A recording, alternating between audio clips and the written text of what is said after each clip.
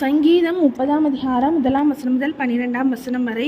கர்த்தாவே, என் சத்துருக்கள் என்னை மேற்கொண்டு மகிழ ஒட்டாமல் நீர் என்னை கை தூக்கி எடுத்தபடியினால் நான் உம்மை போற்றுவேன். என் தேவனாகிய கர்த்தாவே, உம்மை நோக்கி கூப்பிட்டேன், என்னை நீர் குணமாக்கினீர்.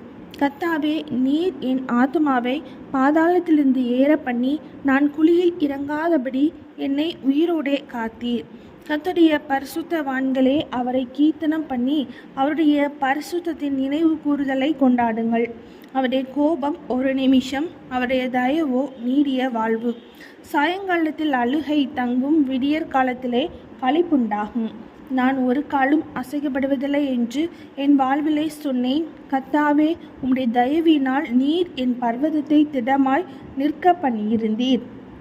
உமது முகத்தை நீர் மறைத்து கொண்ட போதோ நான் கலங்கினவனானேன். நான் குழியில் இறங்குகையில் என் இரத்தத்தால் என்ன லாபம் உண்டு? புழுதி உம்மை துதித்து உமது சத்தியத்தை அறிவிக்குமோ? கர்த்தாவே, நீர் எனக்கு செவி கொடுத்து என்மேல் இரக்கமாயிரும்.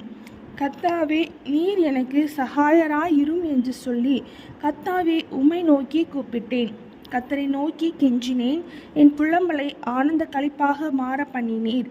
என் மகிமை அமர்ந்திராமல் உம்மை கீர்த்தனம் பண்ணும்படியாக நீர் என் இரட்டை களைந்து போட்டு மகிழ்ச்சி என்னும் கட்டினால் என்னை இறை கட்டினீர். என் தேவனாகிய கர்த்தாவே, உம்மை என்றென்றைக்கும் துதிப்பேன். சங்கீதம் 30ஆம் அதிகாரம் முடிந்தது.